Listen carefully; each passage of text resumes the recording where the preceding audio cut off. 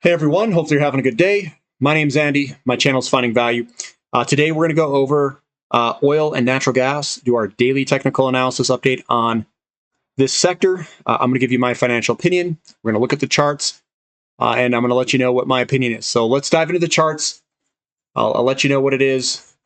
This is West Texas Oil.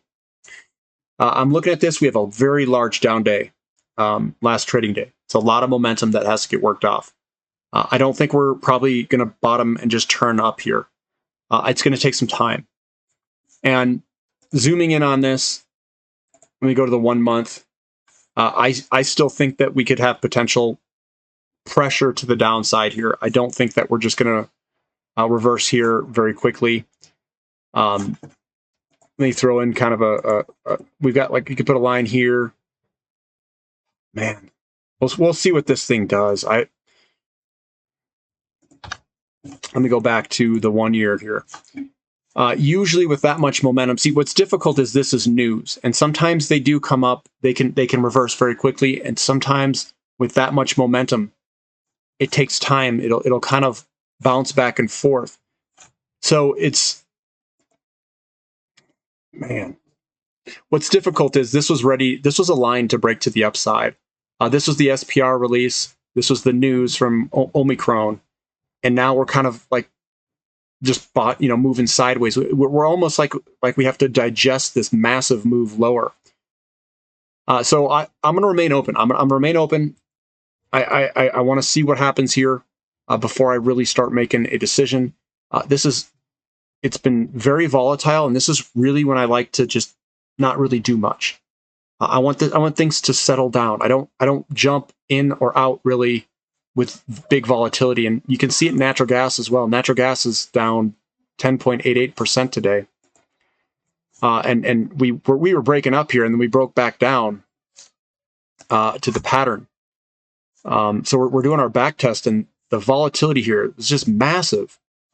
We're right back at the top of this pattern, and you know what? It may be good to sprinkle some in, but I really don't like buying around this massive volatility.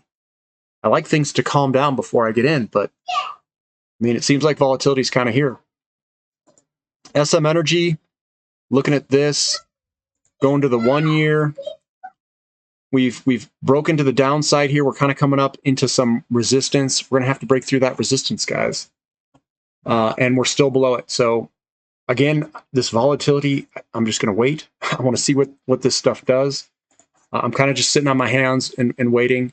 CDEV is still above its support line, so maybe you can get a good buy down here if it gets down here again, if it kind of comes back and does like a double bottom or something like that in the short term. But that's what it looks like. It's got a little wick at the bottom for last trading day, so that doesn't look too bad. But so maybe it'll find some support right where it's at. CPE, Callum Petroleum, we're still below this big resistance line. We're trying to break through it. It broke down. And again, I think we're going to try to go after it. It just may take a little while. We might have some more sideways action trading before we kind of can muster the buying pressure to break through here again. Recaf, we had that selling pressure here where we've just been moving sideways. I think we're waiting for the release of the 2D seismic results. If that seismic results come out and it's positive, and however the market perceives it, I think we could launch. Now, if the seismic results are not positive, then we could obviously sell off. So we're at a point, and some people, they don't like the news. I'm starting to see, there's some sellers in here, but it's news related, so it's difficult to get a good gauge on it. But buyers are holding it up. So it held up pretty well through all of that turmoil. We'll see what the data says.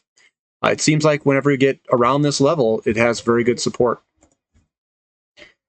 Here's Northern Oil and Gas up 2% today.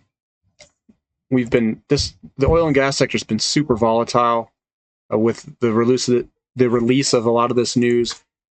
This thing does look pretty good. It could move on up over time. Zooming on in on the right hand side, we are just flailing all over the place, very volatilely. The volatility is huge here. So I'm just kind of sitting on my hands waiting for this thing to die back down. Contango Oil and Gas, it broke through its downtrend. What we need to do next Oh, great. Delete that. What I wanted was this guy to yank this thing forward. I must have two there. It broke through it, but we got to break above 387 for a reversal. So we're still kind of hanging out. We did the first step. Let's break the downtrend. Crescent point energy, like all these charts have amazing long-term reverse head and shoulders. Like this thing was lining up to launch. This virus stopped this launch. It halted it. It's going to delay the move. I don't think it's going to stop the move, but it may delay it. And what's really weird is we have setups across a lot of these commodities. Gold and silver that had reverse head and shoulders, this oil and gas, and somehow this variant that was released on a Black Friday out of nowhere was released and basically is trying to stop this move. Very weird how all of this came about on a low trading volume day. That's all I want to say. Grand Tier Energy, yep, it's below just like the rest. It's trying to find some support down here just like the rest are. Tellurian, it's kind of coming back.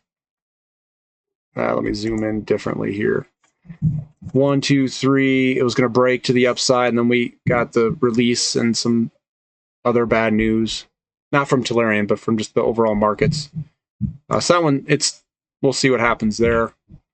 Comstock Resources. Trying to zoom in here.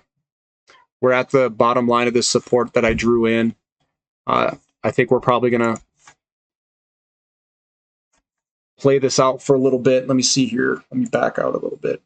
So we broke out of this big pattern there. That's the first step, break. You usually have a return move, and we may have 1, 2, and then a third kind of hump before we break to the upside of this guy. So that's CRK, a natural gas company. Sandridge is another natural gas company. We've got this pattern. We just go from pattern break to pattern break to pattern break. It's playing with the bottom side of its pattern right now, trying to find some support. And hopefully we can break back up and hold above the pattern. Tetra Technologies, it broke its downtrend line. That's good. That's the first step. And then we got to break above, maybe we need to make a higher high. Maybe a close above $3 would be a higher high. Transocean broke through its downtrend line. Now we got to make a higher high at we need to break and hold above 327. We do have a lower low here, but it was based off news. I'm going to kind of discount that. So if we can go above 330, we're in a new uptrend. And HLX, Helix, this guy got, man, all this news. I mean, it's starting to bubble back up. We're trying to come back up. But the big picture view here is 1, 2, 3, and this could have a big move if we can break this pattern here to the upside. So I have a little bit. I just hold on to it, and I think there's a lot of potential there. The risk reward is pretty good if you can be very patient. I think oil and gas, it may take a little bit of time for this to turn and turn back up. I think that the market imbalances support higher prices. And what the market's trying to figure out is, are we going to do shutdowns in Europe and wherever? Is the demand going to get destroyed by external factors of the market, man-made by political decisions? And I can't. It's tough to know that. And I think the market right now is confused on what to price in because we've got people deciding if people can produce or not produce, if we can live or get shut down, however you want to say it, if people can produce or not. And that's ultimately like a communism type society. I'm not trying to make political statements here, but that's what it is. And I'm hoping that we stay open. But if they shut things down, what it's going to do, it's going to slow this move. It's going to delay it, and then you're going to see a bigger move later. The more that they meddle with all this stuff, the worse they're going to make it in the long term. And I think what they're trying to do, and this is just my opinion, is they're trying to recapitalize the world. They're trying to inflate debts away, and they're trying to have a very large real negative yield. That's what inflates the debt away, is having a real negative yield. So they have massive negative yields where they hold interest rates down, they inflate like heck, and they're trying to hold prices down through other measures outside of raising interest rates. So that's the game that they're playing in the short term here. At least that's my opinion. So they're trying whatever they can to do that, and they've got ways of shutting things down and slowing travel, and excuses to do that. If you guys like this analysis, give me a thumbs up. Subscribe to the channel if you haven't already, and thank you for listening. This is Finding Value.